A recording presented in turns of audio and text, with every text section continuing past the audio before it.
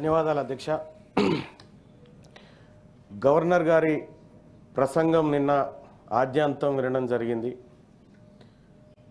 ప్రభుత్వం కూడా చాలా చాకచక్యంగా చాలా తెలివిగా దాంట్లో విశేషణాలు పర్యాయపదాలు లాంటివి వాడి కొంత ఆ పారాగ్రాఫులు పూర్తించినట్టు కనిపించింది.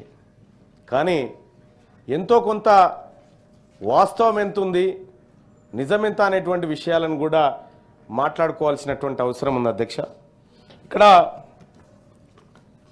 గవర్నర్ గారి ప్రసంగంలో తెలంగాణ గుర్తింపు వారసత్వాన్ని గౌరవించడం అని చెప్పి ప్రధానంగా ఒకటి మాట్లాడడం జరిగింది అధ్యక్ష.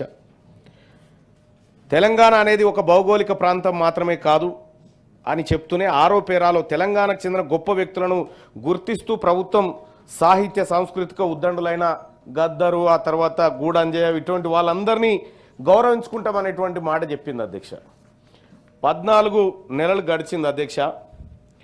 ఇక్కడ అమరవీరుల కుటుంబాలకు ఒక ఉద్యోగం ఇస్తామని, వాళ్ళకు ఒక 25,000 రూపాయల పెన్షన్ ఇస్తామని రాష్ట్ర ప్రభుత్వం తన మేనిఫెస్టోలో కాంగ్రెస్ పార్టీ చెప్పింది అధ్యక్ష.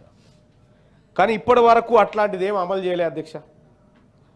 రెండో విషయం, ఇట్లా ఈ 60కి 60 ఉన్నాయి మాట్లాడుకోవాల్సినవి. కానీ నేను ప్రధానంగా మిగతా మిత్రులందరూ మాట్లాడింది కాకుండా నేను ప్రధానంగా ఇందులో ఇదే గవర్నర్ గారి ప్రసంగంలో సామాజిక అంశానికి సంబంధించినటువంటిది, సామాజిక న్యాయం సమాన అవకాశాలు అందేలా చూడమని చెప్పి సమగ్ర కుటుంబ సర్వే విషయాన్ని ప్రస్తావించడం జరిగింది అధ్యక్ష.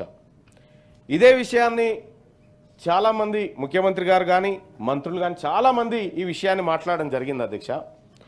నేను పదే పదే చెప్పిన అధ్యక్ష, సమగ్ర కుటుంబ సర్వే మనం ఏదైతే కుల సర్వే చేసినామో ఆ కుల సర్వే పారదర్శకంగా లేదు, అనేకమైనటువంటి తప్పులు ఉన్నాయి, డాటా మిస్ అయిపోయింది, సరి చూసుకోండి అని చెప్పి ఇదే వేదిక మీద నుంచి చెప్పడం జరిగింది అధ్యక్ష ఆ రోజు.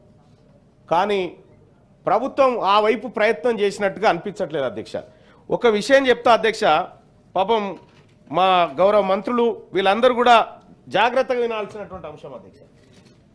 ఇది Telangana socio economic survey book అధ్యక్ష. ఇది ఇచ్చిందే రాష్ట్ర ప్రభుత్వం ఇచ్చింది అధ్యక్ష మొన్న. దీనిపైన గౌరవ ముఖ్యమంత్రి గారి ఫోటో, గౌరవ ఉప ముఖ్యమంత్రి గారి ఫోటో ఉంది. తెలంగాణ సోషియో ఎకనామిక్ అవుట్లుక్ 2024 అని ఇచ్చింది అధ్యక్ష. ఈ రాష్ట్ర ప్రభుత్వం చేసిన కుల సర్వే తప్పు అని ఈ బుక్ చెప్తా ఉంది అధ్యక్ష. ఎట్లా చెప్తా ఉందంటే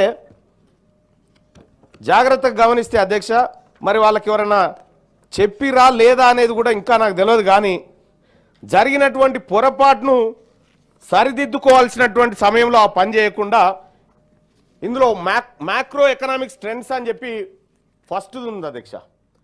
దీంట్లో క్లియర్గా మనం ఏం చెప్పినాం అధ్యక్ష,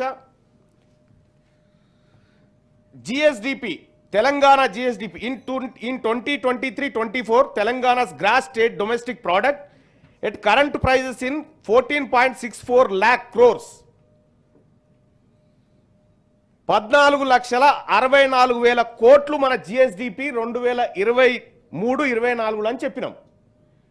చెప్పి దాని కింద పేరాలోనే చెప్పినాం, in 2023-24 the per capita income at current prices in Telangana 3,47,000 రూపాయలు పర్ క్యాపిటా అని ఇందులో చెప్పినాం.